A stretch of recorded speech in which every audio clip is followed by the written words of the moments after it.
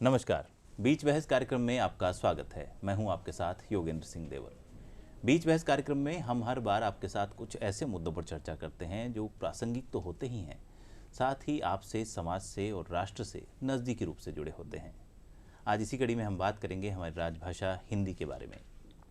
हिंदी का व्यवहार में और साहित्य में अपना ही महत्व है। हिंदी भाषा समाज के प्रत्येक वर्ग द्वारा बोली जाती है, चाहे वो शिक्षित हो या अशिक्षित हो। समृद्ध होने के कारण ही कोई भाषा धीरे धीरे साहित्य का रूप ले लेती है, साहित्य की भाषा बन जाती है। और साहित्य की भाषा भी निरंतर बदलती रहती है, क्योंकि उस पर अनेक भाषाओं का प्रभाव पड़ता है और उसकी जो बोलियां उपबोलियां हैं वो भी धीरे धीरे उसमें समाहित हो जाती हैं। हिंदी भाषा की भी बहुत सारी बोलियां हैं, उपबोलियां हैं, जो कि हिंदी भाषा को समृद्ध बनाती हैं। लेकिन हिंदी का जो स्वरूप है वो इतना विशाल है, इतना समृद्ध है कि वो इन सब भाषाओं, बोलियों, उपबोलियों को अपने आप में समाहित करते हुए एक संपूर्णता प्रदान करता है। इसीलिए हिंदी भाषा को एक स्वच्छंद और उन्मुक्त भाषा कहा जाता है।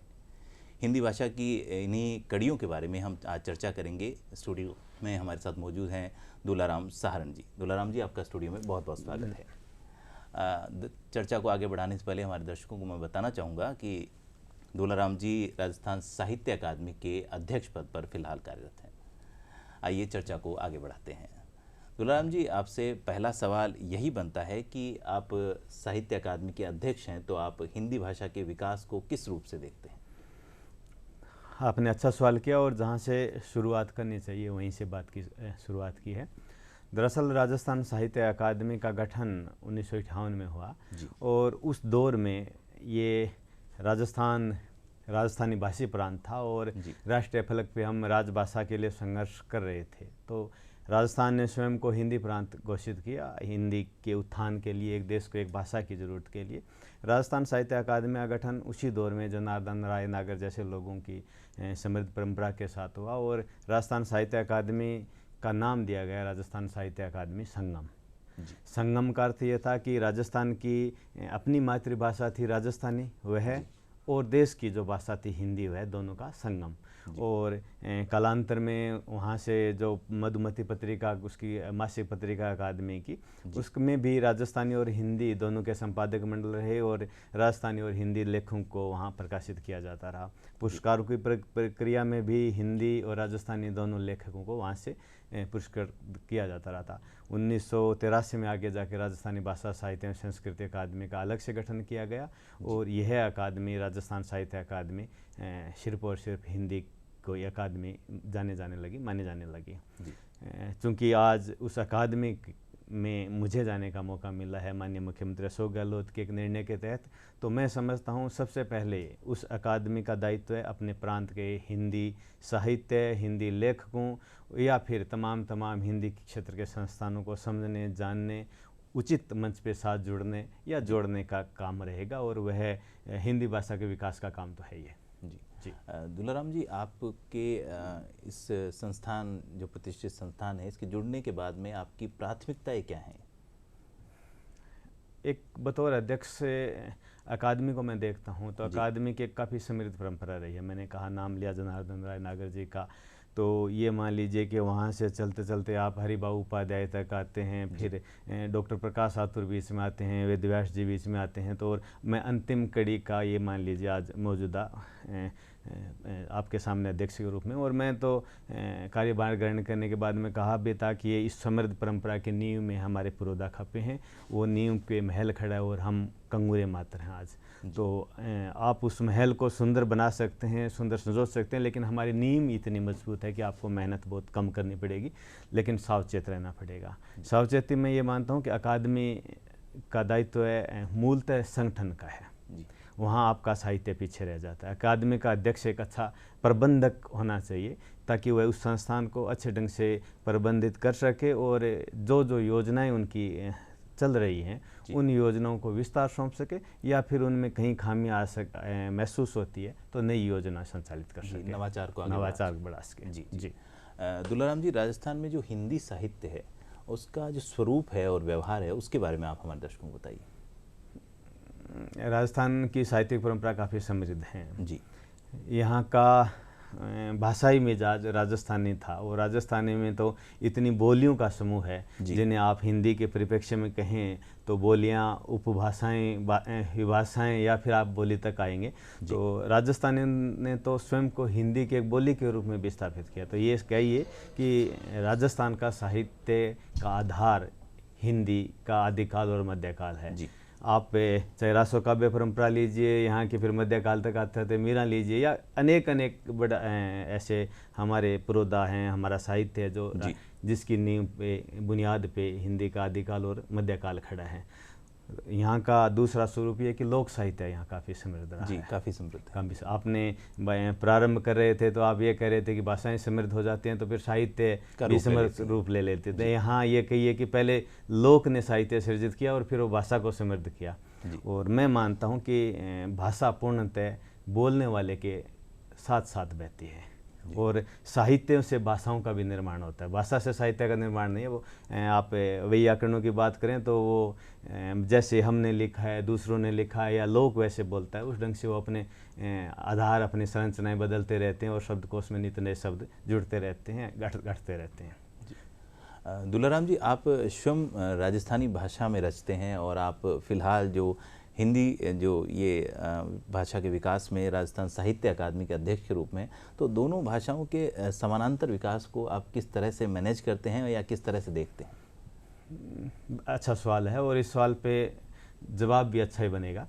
दरअसल भाषाएं पूरक हैं एक दूसरे की, और मैं तो समझता हूँ कि दुनिया की जितनी भी तमाम भाषाएं बोली हैं उनका समुचित विकास होना चाहिए, क्योंकि जितनी भाषाएं समृद्ध होंगी तो एक दूसरे से पूरक होने के सवाल में वह भाषा स्वयं होगी। राजस्थान की जितनी बोलियां समृद्ध होगी उतनी राजस्थानी भाषा समृद्ध होगी, राजस्थानी भाषा जितनी समृद्ध होगी उतनी हिंदी भी समृद्ध होगी। और मैं तो मानता हूँ कि भाषा का त्रिस्तरीय फार्मूला है। आपकी अंतर्राष्ट्रीय भाषा अंग्रेजी भी आपको आगे बढ़नी चाहिए, आपकी राजभाषा हिंदी भी आगे बढ़नी चाहिए, और हमारी प्रांतीय भाषा मातृभाषा राजस्थानी भी आगे बढ़नी चाहिए। तीनों को साथ लेके हम चलें, एक दूसरे के विरोधी न मान के पूरक मान के चलें। तो मैं इस फलक पे जैसे मैंने बात की शुरुआत की कि संगम से पैदा हुए हम लोग हैं, और मैं गांधी जी को समझने जानने के प्रयत्न में लगा हुआ व्यक्ति हूँ। और मैंने ये महसूस किया कि गांधी जी अंग्रेजी बहुत अच्छी जानते थे, बहुत ये आप मान लीजिए कि टकसाली अंग्रेजी के जानकार गांधी जी थे। उसके बाद हिंदी के लिए पूरे देश में संघर्ष कर रहे थे कि देश की भाषा हिंदी बने। और जहाँ तक आपको ध्यान होगा कि गांधी जी ने अपना पूरा का पूरा साहित्य अपनी मातृभाषा गुजराती में लिखा। सारी चीज़ें, रचनाएं, लेखन उन्होंने गुजराती में किया। गुजराती से हिंदी में आया, हिंदी से अंग्रेजी आया, अंग्रेजी से तमाम भाषाओं में आया, और मैंने भी उसको राजस्थानी में लाने का कुछ कोशिश की है। तो भाषाएं आदमी जहाँ सहज होता है उसमें वहाँ उसको सृजन के लिए प्रेरित करते हैं। आपके अंदर उद्गार वहीं पैदा हो सकते हैं जो आपको अनुवाद या रूपांतरित करके नहीं, कहीं आपने माँ की दूध के साथ सिखाओ, अपने परिवेश के साथ सिखाओ। तो मैं राजस्थानी के स्वयं को बहुत करीब से मानता हूँ। गांव के खेत धाणी में पला हुआ साधारण किसान का पुत्र हूँ, तो तय है कि उसके इर्द गिर्द वातावरण क्या होगा, वही किसानी संस्कृति का परिवेश होगा, वही राजस्थानी की बोलियों की खुशबू होगी, वही महक होगी और वही शब्दावली होगी। तो हमने ये कहिए कि राजस्थान ने बहुत कुछ सहा भी है और सह भी रहा है, क्योंकि उस अपनी मातृभाषा का त्याग हिंदी के लिए किया है। और मैं तो कह भी रहा हूँ कि हमारा इतिहास बड़ा समृद्ध है हिंदी के लिए। हिंदी के लिए स्वयं ने हमने बलि दी है। तो हिंदी को भी अब सोचना होगा कि वो राजस्थानी के लिए क्या कर सकती है, और ये एक अच्छा मंच है जहाँ मैं हिंदी की भी बात करूँगा और अपनी मातृभाषा राजस्थानी की बात भी करूँगा। लेकिन मैं मानता हूँ कि जो दायित्व है उस दायित्व में हिंदी कितनी समृद्ध बने राजस्थान में, राजस्थान के हिंदी लेखक और हिंदी साहित्य का प्रदेश भर में कैसे स्वागत हो, उनको किस ढंग से सम्मान के स्वरूप में लिया जाए, या यूँ कहिए कि राजस्थान के हिंदी प्रांत के लेखक साहित्यकार विश्व में हिंदी का कैसा डंका बजाएं, ये एक राजस्थान साहित्य अकेडमी प्रयत्न करेगी। दुलाराम जी, आप अकादमी के युवा अध्यक्ष हैं, तो राजस्थान में जो युवा साहित्यकार हैं, जो युवा रचयिता हैं, जो हिंदी में रचनाएं करते हैं, उनका आकलन आप किस तरह से करते हैं? किसी भी क्षेत्र हो, साहित्य नहीं, तमाम क्षेत्रों में तय है कि नई पीढ़ी का आना एक अच्छा सुकून होता है। अगर नई पीढ़ी नहीं आएगी तो वह परंपरा या विरासत वहीं समाप्त हो जाएगी जी। आज जो हम भी विद्यार्थी काल से लिखते आए हैं, हमारे साथ भी कुछ लोगों का, कुछ संपादकों का या अन्य अन्य संस्थाओं का जुड़ाव रहा, तो हम धीरे धीरे तैयार होने की श्रृंखला में खड़े स्वयं को आया। तो राजस्थान साहित्य अकादमी एक बहुत बड़ा प्लेटफॉर्म है, उसके पास से बड़ा फलक है, बड़ी संस्थाओं का समूह है, या यूँ कहिए कि राजस्थान सरकार की ये वित्त पोषित अकादमी है, तो बजट भी काफ़ी इसका साहित्य की योजनाओं में लगाने के लिए है। और इस बार तो आप देख रहे हैं कि राजस्थान सरकार के मुखिया अशोक गहलोत जी कहते हैं जहाँ भी जाते हैं कि आप मांगते मांगते थक जाओगे, मैं देते देते नहीं थकूंगा। तो हमारे पास वैसा मुखिया है, संवेदनशील मुखिया है और साहित्य और संस्कृति के लिए समर्पित मुखिया है। तो तय है कि हम कोशिश करेंगे कि ऐसे मुखिया का हम लाभ ले सकें, साहित्य अकेडमी के माध्यम से साहित्यकार इनको पहुंचा सकें, प्रांत के गांव ढाणी दूर दराज बैठे साहित्यकारों तक हम पहुंच सकें। ये बंद पड़ी योजनाएं हैं। ये मान लीजिए कि राजनीतिक नियुक्ति हैं, और राजनीतिक नियुक्तियों में विसंगति ये रहती है कि राजस्थान का मिजाज सत्ता का बदलने का मिजाज रहता है। तो जैसे सत्ताएं बदलती हैं, पहली वाली सत्ता के बनाए हुए अध्यक्ष या तो स्वयं इस्तीफा देते हैं या हटा दिए जाते हैं, फिर दूसरी सत्ता आती है, फिर वही क्रम चलता रहता है, और इस क्रम के बीच में एक बड़ा गैप रहता है। पिछली सरकार के समय में भी रहा, इस सरकार के समय में भी एक गैप है जी। तो सरकार के 4 साल होने को हैं, और 4 साल होने के बाद ये साहित्य अकादमियों की और तमाम साहित्य संस्कृति कला अकादमियों के अध्यक्षों को भी मनोनयन मिला है पिछले महीने में। तो तय है कि हमारे पास जो समय रीता है, खाली समय जो गया है अकादमियों की तरफ से, हमारे साहित्यकार लगे रहते थे अपने साधनों से, अपने प्रयत्नों से, लेकिन जो अकादमिक स्तर पे जो गैप था, उस गैप को भरना साहित्य अकादमी की सबसे पहली ज़रूरत है। ये विशेष संदर्भ में मैं लेता हूँ कि किसी साहित्यकार ने अपने दिन रात की मेहनत से, या ये मान लीजिए कि अपने अंदर की तमाम उर्वरता से, तमाम बौद्धिक क्षमता से कोई किताब सृजित की है, वो किस किताब को वाजिब मंच पे पहुंचाना चाहता था, लेकिन अकेडमियों की तो कालावधि है कि आप 3 साल पहले की किताबें शामिल कीजिए, 2 साल पहले की शामिल कीजिए, या किताबें लिखी हुई हैं उनको सहयोग देने की परंपरा है, उसमें सहयोग में शामिल नहीं हो सकती। तो उसका खामियाजा मेरे प्रांत के लेखकों को क्यों मिले जी। तो हम चेष्टा कर रहे हैं कि नियमों में जहाँ तक संशोधन हो सकता है हम अपनी बात माननीय मुख्यमंत्री जी तक पहुँचाएंगे। अगर अकादमी अपने स्तर पर नियमों में संशोधन नहीं करा पाते हैं तो सरकार इस पे फैसला उचित ले, और मेरे प्रांत के लेखकों को वह समय जो खाली गया है उसका नुकसान न हो जी। दुलाराम जी, इस वक्त जो बाल साहित्य है वो खूब रचा जा रहा है, और साथ ही जो ये सोशल मीडिया का दौर है, इसमें बच्चों को साहित्य से जोड़ने के लिए अकादमी किस तरह के प्रयास कर रही है? मैं फिर से प्रशंसा करूंगा मैं मेरे प्रांत के मुख्यमंत्री की जी। अशोक गहलोत जी ने देश की पहली बाल साहित्य अकादमी दी, आपको ध्यान होगा तो 2 साल पहले बजट में घोषणा की कि पंडित जवाहरलाल नेहरू बाल साहित्य अकादमी बनाई जाएगी, और इस साल उसको मूर्त रूप में लाए हैं, और हमारे सम्मानीय लेखक इकराम राजस्थानी पंडित जवाहरलाल नेहरू बाल साहित्य अकादमी के अध्यक्ष बनाए गए हैं। तो बाल साहित्य का पूरा फलक राजस्थान सरकार ने सृजित किया है, पूरी प्रांत के लिए नहीं, पूरी देश और दुनिया के लिए भी, हिंदी राजस्थानी तमाम भाषाओं के समूह के लिए भी।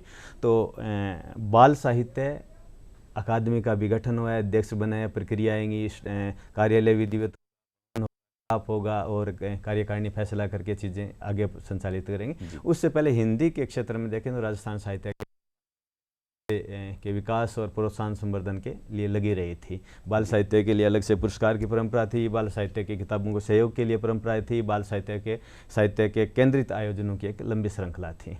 तो मैं कल या आज मैं इकराम राजस्थानी जी से मिलने वाला हूँ, संवाद करने वाला हूँ। मैंने फ़ोन से उनसे आग्रह किया कि ये बहुत अच्छा फैसला है, माननीय मुख्यमंत्री जी जैसी भावनाएं हैं उन भावनाओं को हमें आगे बढ़ाना है, और जब तक आपका सेटअप पूरा विकसित नहीं होता, राजस्थान साहित्य अकादमी आपके साथ खड़ी है, उसका बजट आपके साथ खड़ा है, जो पहली योजनाएं थी उस योजना को साथ मिलकर हम काम करेंगे। और तय है कि मैं तो स्वयं बाल साहित्य से आया हूँ। मैं 9वीं 10वीं में पढ़ता था तो राजस्थान पत्रिका की एक पत्रिका आती थी बालहंस, राष्ट्रदूत की राष्ट्रदूत साप्ताहिक आती थी, राजस्थान पत्रिका की इतवारी पत्रिका ये आती थी, और ये बाल दर्शन, हंसती दुनिया, जैसे जैसे तमाम, ये मान लीजिए कि एक किसान परिवार से आया हूँ, और किसान परिवार के युवकों का, प्रतिभावान युवकों को ये दुर्भाग्य रहता है कि सबसे पहले रोजगार की दिशा में जाते हैं। तो मेरे संघर्षशील परिवार में एक मेरे बड़े भाई साहब थे जो काफ़ी प्रतिभावान थे, उनको वायुसेना में जाना पड़ा, और वायुसेना से लौटते हुए छुट्टी आई तो सराय रोहिला दिल्ली स्टेशन पे वो बाल पत्रिकाएं खरीद के लाई अपने छोटे भाई के लिए। तो 8वीं 9वीं 7वीं 8वीं का वह दौर था, उस दौर में बाल पत्रिकाएं मेरे सामने थी, तो नारायण भाई साहब की लाइव ही बाल पत्रिकाओं से स्वयं को देखा। निबंध लिखो प्रतियोगिता, चित्र रंग भरो प्रतियोगिता ऐसे बच्चों के होते हैं, तो उस बच्चे का जुड़ाव उन पत्रिकाओं से हुआ और उन पत्रिकाओं के माध्यम से सोपान तय करते थे। 9वीं 10वीं में आते हुए हमें अच्छे संपादक बालहंस के अनंत कुशवाहा जी मिले थे। इतवारी पत्रिका में उस वक्त ओम थानवी जी पत्रकार, चित्रित कथाएं भी बिल्कुल बिल्कुल। तो वो आते आते हमने हिस्सा लिया और धीरे धीरे लिखने का क्रम आगे सीखते गए। फिर किताबों में छपने का दौर आया। किताबें भी ये मान लीजिए बाल साहित्य की छपी, हिंदी बाल कथा में चांदी की चमक बाल थी, क्रिकेट रिकॉर्ड, जंगल दरबार ये राजस्थानी में थी। तो बाल पत्रिकाएं के आधार पे खड़ा हुआ ये राजस्थान साहित्य अकादमी का अध्यक्ष तो तय है कि बाल साहित्य को कहीं उपेक्षित नहीं करेगा, प्राथमिकता में बाल साहित्य रहेंगे। और बाल साहित्य के माध्यम से यूँ कहिए कि प्रौढ़ लिख रहे हैं बच्चों के लिए, दोस्तर हो गया, बच्चे लिख रहे हैं अपने लिए या अपने साथियों के लिए। दोनों स्वरूप में हम शिविरों का आयोजन करने जा रहे हैं और निर्धारित प्रक्रिया के अनुमोदन और चर्चा के पश्चात हम युवाओं के लिए शिविर लगाने जा रहे हैं।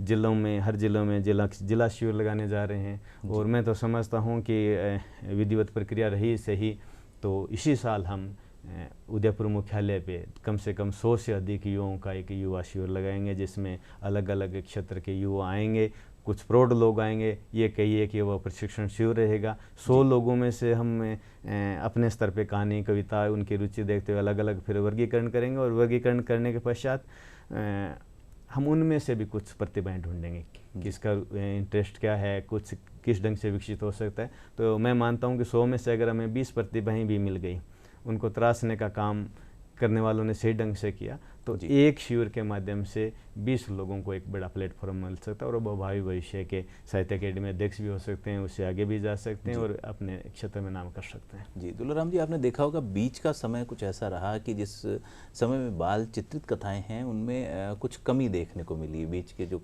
काफ़ी साल थे उनमें ऐसा समय आया था, देखने को मिला था। तो साहित्य अकादमी है वो इस गैप को भरने के लिए कुछ प्रयास कर रही है, जैसे राजस्थान की लोक कथाएं हैं उनको चित्रित रूप से पेश किया जाए, ऐसा कुछ प्रयास हो रहे हैं? समय समय पे संचार के माध्यमों का भी स्वरूप बदला है, मनोरंजन के माध्यमों का भी स्वरूप बदला है। हम तो उस दौर में शायद मैं आपको अपने बराबर के दौर में भी समझता हूँ कि चित्रकथाएं या कॉमिक्स किराए पे लाके पढ़ने का चलन भी था। 50 पैसे रुपए में एक कॉमिक्स किराए पे मिलती थी, वो घर पे लाके पढ़ के हम वापस लौटा देते। चित्रकथाएं रोचकता के साथ पाठक को लुभाती हैं, बाल मन को बांधती हैं कि साथ में चित्र है, साथ में कथा चल रही है।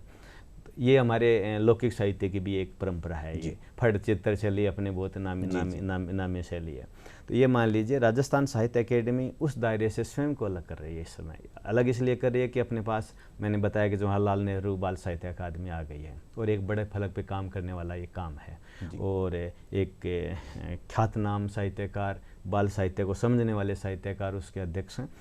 हम उनके साथ मिलकर इस दिशा में सोचेंगे और काम करेंगे। तय कि परिणाम तो आने ही आने हैं और जिस उम्मीद और भरोसे पे हमें सरकार ने भेजा है उस पर खरे उतरेंगे। जी दुलाराम जी, इस वक्त जो देखने को मिल रहा है कि लोक व्यवहार में हिंदी के साथ जो अंग्रेजी भाषा का मिश्रण है, जो हिंग्लिश है, वो अधिकतर देखने को मिल रही है। आप किस नज़रिए से देखते हैं इसको?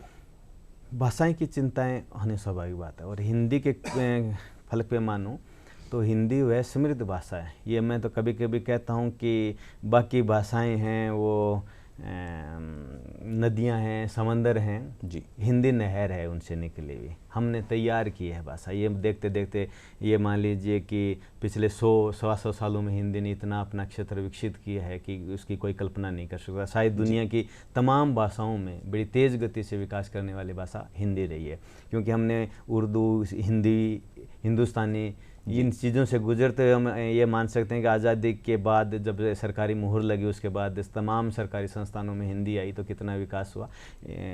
हमारे फलक में भी ये मान लीजिए कि हम घर में राजस्थानी बोलते बोलते गए, स्कूल में गए तो वहाँ हमें हिंदी पढ़ने को पहली बार मिली किताबें। और प्राथमिक शिक्षा में तो आज भी वही दिक्कत है। नई शिक्षा नीति यही कहती है कि प्राथमिक शिक्षा उसको मातृभाषा में दी जाए तो बहुत आगे बढ़ सकता है। हमने वहाँ राजस्थानी बोलते बोलते हिंदी में गए तो स्वयं को असहज स्थिति में पाया, अध्यापकों को भी असहज में, या राजस्थानी में उन्होंने हमें हिंदी पढ़ना सिखाया। तो हिंदी का ये बड़प्पन रहा कि हिंदी ने तमाम भाषाओं से अपने शब्द लिए। आप शब्द को जानने समझने वाले हैं तो आपको वहाँ कोई भी एकमात्र हिंदी का शब्द नहीं मिलेगा। वहाँ को कहीं नहीं लिखेगा आपको कोष्ठक में कि ये हिंदी भाषा का शब्द है। वहाँ आपको संस्कृत के शब्द मिलेंगे, अरबी के शब्द मिलेंगे, फारसी के शब्द मिलेंगे, तमाम भाषाओं के शब्द मिलेंगे, लेकिन हिंदी उन तमाम भाषाओं के शब्दों पे खड़ी हुई भाषा है जी। तो अगर कोई हिंदी के विकास का पहला सूत्र है तो दूसरी भाषाओं के शब्दों को स्वयं आत्मसात करना है। और मानव जीवन की भी ये स्थिति है कि एक दूसरे से समन्वय सामंजस्य की अगर कोई वृत्ति होता है, वे व्यक्ति सर्व स्वीकार्य भी होता है। तो हिंदी वह सर्व स्वीकार्य भाषा है और तेज़ गति से उसे अपनाया भी है। अंग्रेजी और इंग्लिश का आपका जो स्वरूप है, नई पीढ़ी के सामने तकनीक की संकट नहीं रहा। हम तकनीकी के संकट वाले दौर से गुजरे हैं, लेकिन नई पीढ़ी तकनीकी का मित्र है, फ्रेंड है वो। तो तकनीक फ्रेंडली में हिंदी कहीं पिछड़ गई। पिछड़ इसलिए गई कि भारत में तकनीक आई, राजीव गांधी जी ने संचार क्रांति का सूत्रपात किया। उस क्रांति के बाद में बहुत सी चीज़ें बदली। कंप्यूटर आया, ये कहिए कि कंप्यूटर आते ही हम सजग होते कि कंप्यूटर आ रहे हैं, उसके साथ भाषा के साथ ला के आएँ। हिंदी के साथ अगर हम कंप्यूटर को लेके आते तो तय था कि आज की पीढ़ी जो मोबाइल फ्रेंडली पीढ़ी है उसके वो संकट नहीं आता। शिक्षा व्यवस्था में भी हमने ये किया कि हिंदी रोजगार की वह प्रमुख भाषा नहीं बन पाई जी, जो अंग्रेजी बन पा रही। तो तमाम पढ़ने वालों का ये रुझान रहा कि आप में अंग्रेजी ज़्यादा से ज़्यादा आने चाहिए, रोज़गार के अवसर होंगे, सरकारी नौकरियों में हमें लगेंगे, दूसरे देशों में जाएंगे तो रोज़गार प्राप्त होंगे। हिंदी वहाँ पिछड़ी। रोज़गार और तकनीकी भाषा से अलग होते ही ये जो मिश्रित स्वरूप है जिसके आप पे बात कर रहे हैं वो बात आई। तो मैं नहीं समझता कि इस बात का विरोधी हमें होना चाहिए। इस बात को सहजता से स्वीकार करना चाहिए, उन कारणों को जानना चाहिए कि नई पीढ़ी से किससे जुड़ी है, हिंदी भाषा को क्या नुकसान हो सकता है या हिंदी भाषा को क्या लाभ से। ये व्यापक चर्चा और बहस का विषय जी। दुलाराम जी, विश्व भर में जो हिंदी भाषा है उसका धीरे धीरे मान बढ़ रहा है। हमारे प्रधानमंत्री जी जो हैं वो वैश्विक मंच पर आपने देखा होगा कि बहुत बार हिंदी भाषा में चर्चा करते हैं और भाषण देते हैं। तो धीरे धीरे जो विश्व में हिंदी भाषा की स्वीकार्यता है वो लगातार बढ़ती जा रही है। आप किस नज़रिए से देखते हैं इसे? ये बहुत स्वागत योग्य है और मैं मानता हूँ कि भारत सरकार ने जब जब हिंदी पे फोकस किया है तो हिंदी भाषा ने अपने गौरव को और बढ़ाया है जी। दुनिया के तमाम देशों में हमारे बहुत से भारतीय बसे हैं। कई देश तो ऐसे हैं जिनमें हिंदी वहाँ जाके लगता है कि अपने देश ही हिंदी भाषी होगा जी। तो उस क्षेत्र में हमें काम करने की अभी फ़िलहाल भी ज़रूरत है। सरकार की प्राथमिकताएं बहुत से लोग या मेरे बहुत से विद्वान साथी तय करते हैं कि भाषाओं को लोग गढ़ता है, लोग बचा पाएगा तब भाषाएं बच पाएगी, सरकारों को उसका कोई योगदान नहीं होता। लेकिन मैं मानता हूं कि यही तो वही सवाल होगा कि साहित्य अकादमियों का साहित्य के विकास में कोई योगदान नहीं होता। साहित्यकार अपनी रचनाएँ लिखते हैं, आगे बढ़ते हैं, दोनों एक दूसरे के पूरक हैं। संस्थाएँ हैं लेकिन उसके पास वो लोग या वो मेधावी लोग नहीं है तो संस्थाएँ क्या कर पाएंगी। मेधावी लोग हैं और वो उचित प्लेटफॉर्म उनके पास नहीं है तो उनका विकास कहीं न कहीं बाधित होता है। सरकारें, भारत सरकार अगर ऐसा प्रयत्न करती है तो निस्संदेह है हिंदी को और गौरव मिलेगा। और मैं तो प्रधानमंत्री जी का आपने जिक्र किया था, 2014 में आने के बाद में पहला हिंदी सम्मेलन हमने यहाँ भारत में किया था और मैं उनका उद्बोधन उस वक्त एक राजस्थानी भाषी या ये कई एक राजस्थान के प्रांत के निवासी होने की पीड़ा के साथ उनको देख रहा था। उन्होंने बड़े आप उनके पीछे के उस भाषण को टंटोल के देखेंगे, उन्होंने कहा कि मेरी मातृभाषा गुजराती है जी, लेकिन मैं हिंदी के विकास के लिए स्वयं को समर्पित कर रहा हूँ। हिंदी के विकास में भारत सरकार कहीं कमी नहीं आने देगी। आप उसी फलक, उसी बयान को प्रत्येक प्रांत के संदर्भ में देखिए। विविध भाषाओं का देश, विविध धर्मों का देश, विविध बोलियों का देश, विविध पहनावों के देश, सांस्कृतिक बहुलता का देश, या ये कहिए कि तमाम सुनहरे फूलों का देश है ये जी। तो हम इसके किसी एक फूल का चयन करके गुलदस्ता नहीं बना सकते, तमाम रंग के फूल इसमें होने चाहिए। दक्षिण भारत के प्रांत ये कहें कि हाँ हमारी मातृभाषा ये है लेकिन हमारी राजभाषा देशभाषा ये है। हम लोग तो पहले से कह रहे हैं कि हमारी मातृभाषा राजस्थानी है लेकिन हमारी देशभाषा राजभाषा हिंदी है। तो वही फलक गुजराती से आया, गांधी जी हो, पटेल जी हो, मैंने गांधी जी का उदाहरण पहले दिया और अब प्रधानमंत्री जी का उदाहरण मैंने अब दिया है। तो वो गौरव है कि मैं गुजराती हूँ लेकिन हिंदी के उत्थान के लिए। गांधी जी ये कहते थे कि मैं गुजराती हूँ, मेरी रचनाएं गुजराती में लिख रहा हूँ, लेकिन मैं हिंदी के लिए दक्षिण भारत हिंदी प्रचार सभा के माध्यम से काम कर रहे थे। अपने बेटे हरिलाल जी को वहाँ पर प्रचार प्रसार में भेज रहे थे, राजगोपालचारी जी वहाँ काम कर रहे थे, या फिर इधर आए तो हमें गोकुल भाई भट्ट जी, हरिभाई उपाध्याय जैसे लोग अलग लगे थे। तो ये दृष्टिकोण हमें विकसित करना होगा। और हिंदी के लोग जो ये कहते हैं कि नहीं सिर्फ हिंदी ही होनी चाहिए, उन लोगों को भी थोड़ी बदलना होगा कि तमाम भाषाओं का स्वागत होना चाहिए। हिंदी की ताकत है वो भाषाएं, और उन प्रांतों ने स्वयं को हिंदी के लिए समर्पित किया है। जी। तो ऐसी चीज़ें, यही स्थिति विदेशों की स्थिति में होगी। भारत का गौरव ये तय है कि अपनी उसकी भाषा, उसकी संस्कृति, उसके तमाम विभिन्न सोपानों के तहत होगा। तो दूसरे देशों में अगर हिंदी गूंजेगी तय है भारत का गौरव गूंजेगा। जी जी। दुलाराम जी, हिंदी साहित्यकारों को आप अकादमी की ओर से किस तरह से आश्वस्त करना चाहेंगे, खासकर युवा साहित्यकारों को, कि ताकि वो हिंदी भाषा के विकास में निरंतर कार्य करते रहें? अपना चेहरा कोई सामने बैठा होता है तो हम आश्वस्त अपने आप हो जाते हैं जी। तो मेरे प्रांत के मुखिया ने एक युवा को बड़ी जवाबदेही भेजी है, तो मेरे प्रांत के युवा आश्वस्त रहें। मेरी प्राथमिकता में, बतौर अध्यक्ष मेरी प्राथमिकता में फैसले सामूहिकता से हैं, लेकिन मेरी प्राथमिकता में मेरे प्रांत के युवा लेखक होंगे। अधिकतम कोशिश रहेगी कि हम युवाओं तक पहुँचें। मैं अभी चर्चा और परिचर्चा में बात कर रहा था, चेष्टा कर रहा था कि हम तो ग्राम साहित्य चौपाल तक क्यों न लगाएं। जिस गांव ढाणी की रेत से मैं आया हूं, जिसके माँ बाप को पता नहीं कि साहित्य क्या होता है, किताबें क्या होता है, उस पृष्ठभूमि से मैं आया हूं। मुझे कुछ अच्छे लोग, अच्छे संपादक मिले आ गया, लेकिन मेरे साथ बहुत से ऐसे लोग थे जो नहीं आ पाए।